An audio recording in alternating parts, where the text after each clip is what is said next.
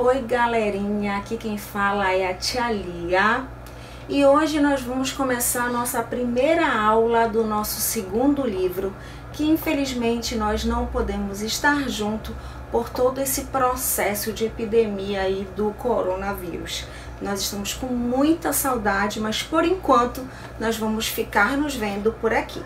Então hoje nós vamos começar aí nosso primeiro assunto do nosso segundo livro, a galerinha do 8º ano, que a gente vai falar sobre as ideias iluministas na América.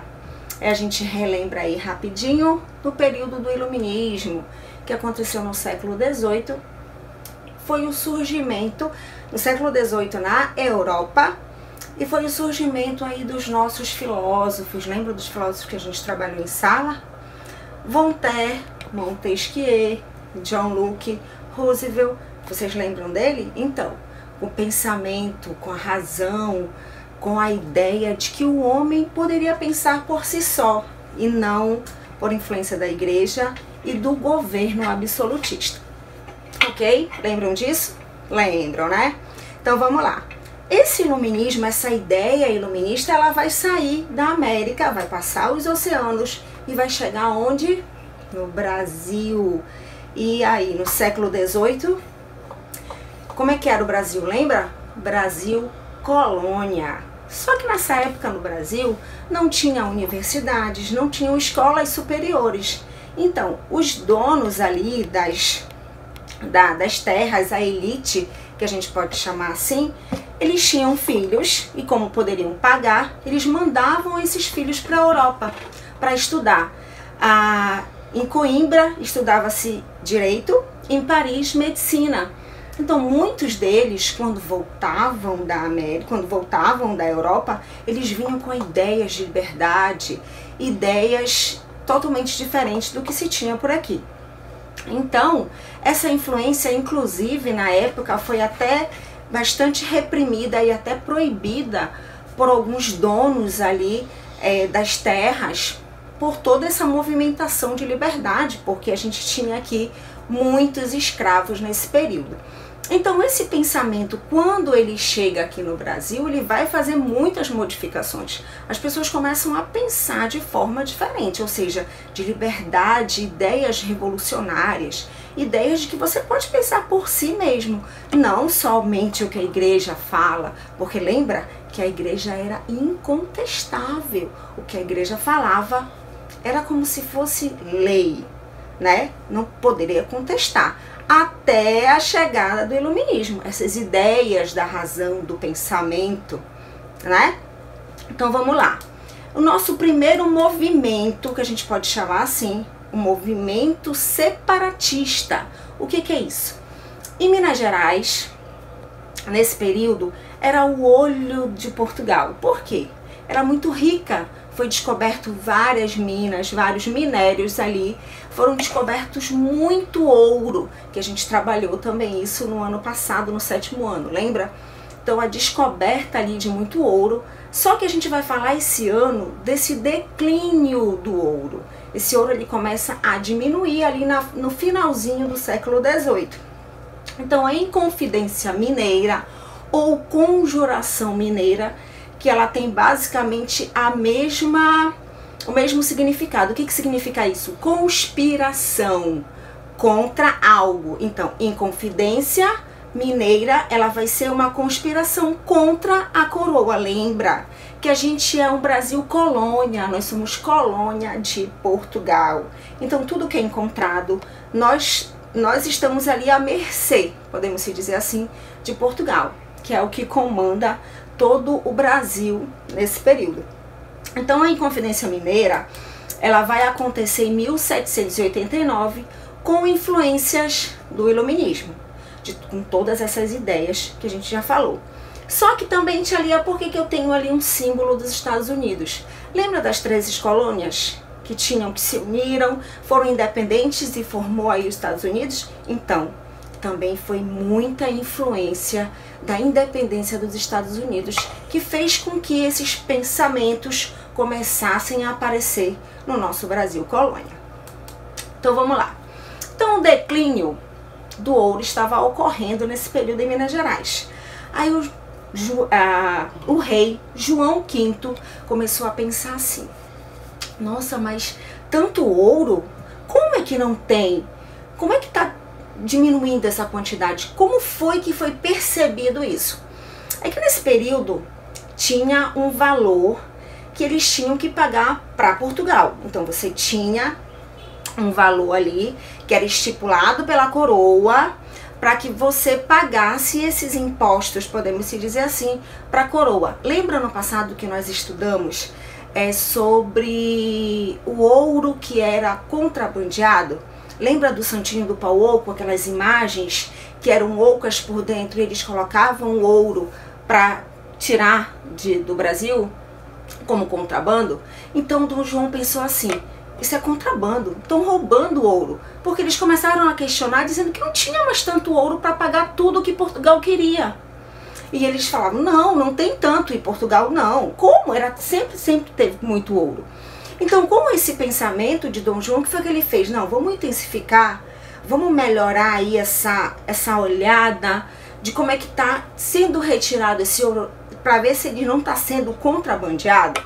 O rei pensou: não pode, é muito ouro, pelo menos era, porque estava tendo mesmo declínio. Durante muito tempo de exploração, uma hora esse ouro iria diminuir. Então, pensando assim, o que aconteceu? Dom João estipulou um imposto. Já existiam aqueles impostos do quinto, lembra do quinto? Que falava que precisava, todo o ouro que você encontrasse, um quinto era para Portugal. Então, agora vai ter um novo imposto, que vai se chamar derrama. O que é esse imposto? O rei mandava suas tropas ir na sua casa, tirar tudo que você tinha de valor para pagar para a coroa. Porque como ele imaginava que esse ouro poderia estar com você, então ele tinha todo o direito de entrar na sua casa e vasculhar tudo, pegar tudo que você tinha de valor e para ser pago para a coroa como forma de imposto. Então as pessoas começaram a achar isso um absurdo. E esse imposto, ele era tomado mesmo à força. Chegava na casa das pessoas e tomavam tudo, porque precisava pagar uma parte de tudo que você conseguia encontrar para Portugal. Isso era uma lei já muito antiga, desde o comecinho da descoberta do ouro, como a gente já viu isso em aulas passadas. Então, assim, todo esse processo de exploração começou, então, um movimento. Presta atenção numa coisa. A gente vai ter vários movimentos no Brasil, tá? Mas esse tem um diferencial. Ele vai ser comandado, gente, pela elite de Minas Gerais. Até então, estava tudo tranquilo, estava todo mundo ganhando dinheiro.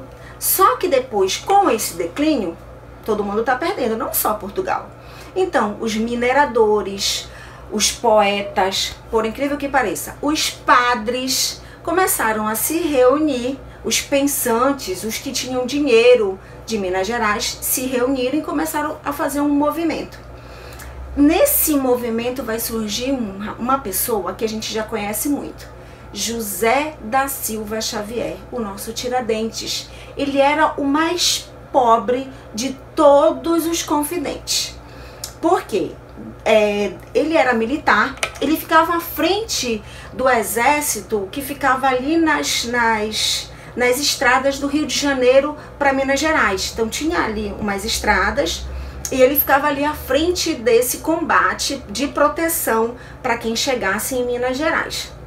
Então ele também foi convocado, ele era um republicano. O que é ser um republicano? Ele queria que saísse o poder da monarquia, né? E que tivesse uma república, alguém que pudesse ser escolhido pelo povo, com as ideias liberais. Então o Tiradentes, ele foi muito direcionado para isso. Ele tinha ideias muito fortes, era um homem muito inteligente. Ele não era dentista, tá? Ele tinha um manuseio de tirar o dente. Ele era militar, dono de terra, ele tinha uma fazenda de gado, com cerca de 5 escravos. Ele foi conhecido por esse nome de Tiradentes devido a essa forma que ele tinha de manusear a retirada do dente, porque nessa época ninguém tratava dente, né? Doía, ele ia lá e arrancava, ok? Então aqui a gente tem uma imagem dos principais inconfidentes, tá? Aí ao meio Tiradentes, e um dos principais também que foi muito falado na época foi o padre Rolim. Ele era um padre que ele tinha 35 escravos, vocês acreditam? E ele tinha uma prática da usura. Lembra da usura que a gente já falou? A usura, ela era totalmente condenada pela igreja, que é o empréstimo de dinheiro a juros. Por que que a usura era condenada pela igreja? Porque quando você faz um empréstimo, você ganha dinheiro com o tempo, né? Quanto mais tempo passa, mais dinheiro você ganha. E a igreja falava que o tempo não era seu, era de Deus. Então você não poderia ganhar dinheiro com o tempo.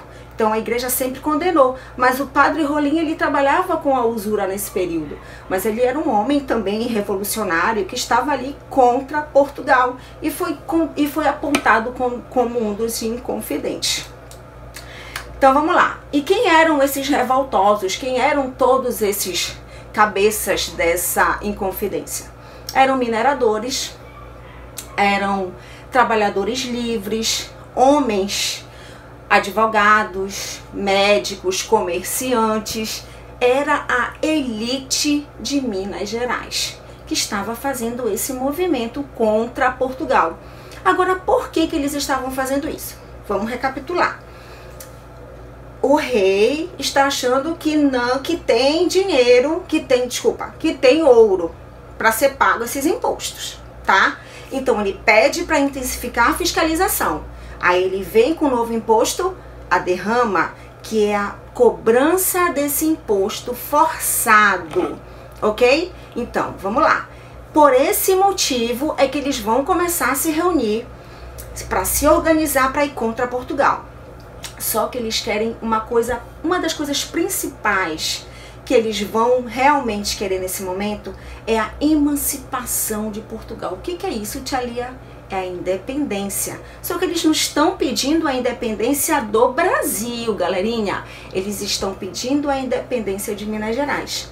Eles querem proclamar uma república em Portugal, em Minas Gerais, tá? Com uma cidade mesmo organizadinha, com comércio, com toda uma estrutura que tem realmente uma cidade sem as influências de Portugal. Lembra que a gente está falando do Brasil colônia, nós éramos colônia de Portugal, né? Portugal era a metrópole, então todo o comando, tudo era organizado. Por que que eles estavam pensando somente na independência de Minas Gerais? Lembra nas capitanias hereditárias, quando as terras foram divididas? Então eles já tinham essa ideia, era tudo dividido, cada um por si. Até então, né, nesse período eles ainda pensavam dessa maneira. Então eles tinham muitos objetivos, muita vontade de ser independentes de Portugal por toda uma questão de exploração, né? Tudo que achava, a maior parte ia para Portugal. Então Minas Gerais ficava quase sem nada, né? Porque os impostos eram muito altos para pagar para Portugal, ok? Então a gente vai ter aqui um rapaz que vai aparecer no meio ali do movimento. Ele era um inconfidente, fazia parte de todas as reuniões, de todos os movimentos que estavam acontecendo. É o Joaquim Silvério dos Reis. Quem é esse rapaz? Ele é um confidente, só que ele vai trair todo o processo da Inconfidência Mineira. Ele vai chegar com o rei e vai falar tudo que aconteceu, todas as reuniões, e vai dar todas as cabeças dos líderes de todo o movimento. Aí o que acontece? Portugal, o líder, o governador, que na época era Vicente de Barbacena, ele manda prender todos os acusados, ele suspende a derrama e vai mandar prender todo mundo. Só que Dona Maria, a mãe de Dom João, ela vai perdoar todo mundo. Por quê, né, gente? Lembram? Inconfidência Mineira é um movimento comandado pela elite. Não esqueçam. Não esqueçam, tá? Então vamos lá. Então, se era a elite, eram os donos, né, das terras, do comércio, das mineradoras. Então, teve aí um perdão dado a todos eles. Todos eles não. Um apenas foi condenado, Tiradentes. Ele era um homem muito inteligente, revolucionário, né? Tinha lá a sua terra, um militar, mas ele era o mais pobre de todos eles. Não tinha tanta terra, ele tinha 5 escravos, perto dos outros que tinham 30, 26, né? Era a base mais ou menos de quantidade de escravo que os outros 5 confidentes tinham. Então, Tiradentes ele foi condenado à morte, com o intuito de quê? De que mostrasse, desse como um exemplo. Vamos matar um para dar exemplo para quem pensar novamente agir contra Portugal, mude de ideia. E o que foi que aconteceu? Qual a condenação de Tiradentes? Ele foi enforcado e esquartejado. Sua cabeça foi tirada, foi colocada em praça pública e o seu corpo foi colocado aos pedaços em várias estradas que ligava ali a Rio de Janeiro de Minas Gerais. Ok? Inclusive, gente, a cabeça dele ia ficar lá na praça para apodrecer, para servir de exemplo, só que ela sumiu. E nós não temos até hoje nem os dados em lugar nenhum de onde ela poderia ter sido escondida, tá? Aqui a gente tem umas imagens de Tiradentes, que foi morto dia 21 de abril de 1792. E olha só, essa imagem que você conhece de Tiradentes com essa barba, com esse cabelo mais comprido, é uma imagem que vai ser feita, vai ser criada pelo Brasil, tá? Porque a imagem verdadeira dele mesmo é essa do meinho aqui, ó. Essa aí é a imagem verdadeira de Tiradentes. Ela dificilmente ela vem nos nossos livros, inclusive no seu não tem. Mas aí a tia Lia já trouxe para você dar uma olhadinha de como é que ele era mesmo. Ele era um militar, então ele não usava barba, não tinha um cabelo comprido, tá? Mas eu já vou te dizer por que que ele tem essa imagem aqui no teu livro, tá? Essa imagem aqui, por que que eu quis te mostrar? Em algum momento da tua vida, ela vai aparecer e você vai ter contato com ela, tá? Por quê? É uma imagem, é uma das imagens mais conhecidas de Tiradentes. Por quê, gente?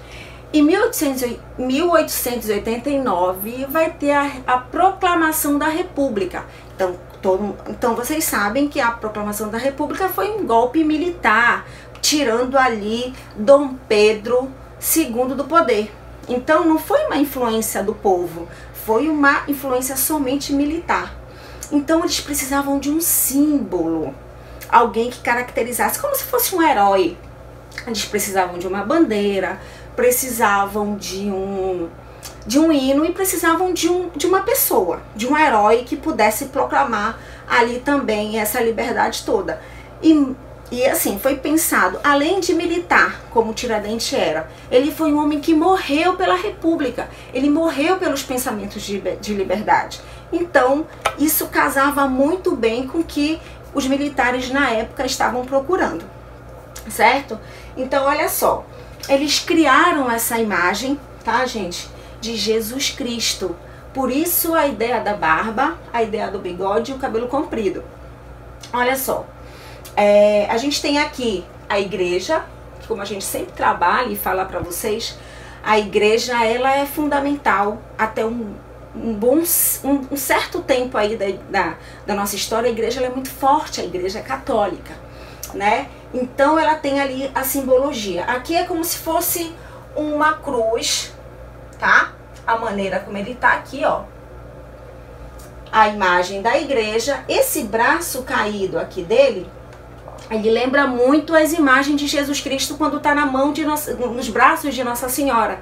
Fica esse braço do romantismo ali caído, né? Se você perceber algumas imagens que a gente tem de Nossa Senhora com Jesus no colo, é esse braço caído, tá? E aqui, se você prestar atenção, a gente vai ter o nosso mapa do Brasil, bem aqui. O formatinho dele. Já foi até questão do Enem, tá? Essa imagem para você fazer uma descrição ali, marcar de que maneira, porque ele foi colocado dessa forma. Então ele foi o herói, né? Uma simbologia muito grande aí que aconteceu muitos anos depois, em 1889, com a proclamação da República. Ok, então vamos lá, vamos continuar.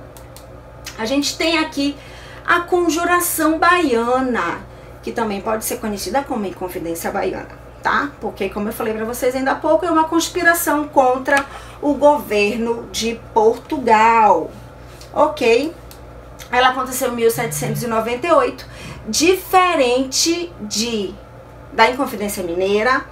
Ela é um movimento que ele vai ser cabeça ali o povo, né? Não vai ser mais a elite, vai ser o povo. Quem é esse povo, gente? Os escravos. Uma grande parte da Inconfidência Baiana, ela é uma influência que aconteceu da Revolução Mineira, tá? Ela tem, só que tem uma diferença.